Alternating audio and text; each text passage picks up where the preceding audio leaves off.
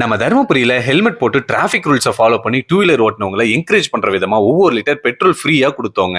தருமபுரியில traffic ரூல்ஸை follow பண்றவங்களை encourage பண்ற விதமா நம்மளுடைய சேனல் சார்பா போலீஸோட இணைஞ்சு நிறைய விஷயம் பண்ணிட்டு இருக்கிறாங்க. டிராபிக் ரூல்ஸை ஃபாலோ பண்றவங்களுக்கு ஏதாச்சும் ஒரு கிஃப்ட் கொடுக்கும்போது டிராபிக் ரூல்ஸ் ஃபாலோ பண்றவங்க ரெகுலராகவே அந்த விஷயத்தை கடைபிடிக்க ஆரம்பிக்கிறாங்க.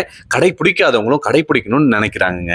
ஹெல்மெட் போட்டு வந்தவங்க கிட்ட நாங்க சொன்னாங்க, இது மாதிரி நீங்க ஹெல்மெட் போட்டு வந்தனால உங்களுக்கு 1 லிட்டர் பெட்ரோல் ஃப்ரீன்னு சொன்னும் போது இந்த நபர் பாத்தீங்க அப்படின்னா, நான் கிட்டத்தட்ட 10 வருஷத்துக்கு மேல நான் ஹெல்மெட் போடுறேன்னு சொல்லிட்டு ரொம்பவே சந்தோஷப்பட்டாருங்க. என் பேரே ஹெல்மெட் பெருமாள் தாங்க.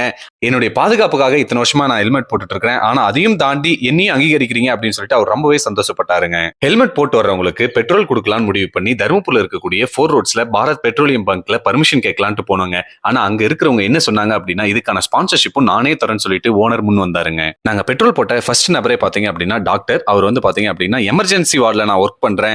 உண்மையிலே இது மிகப்பெரிய ஒரு இனிஷியேட்டிவ்ங்க. நீங்க நிறைய பேரை பாதுகாக்கிறீங்கன்னு சொல்லி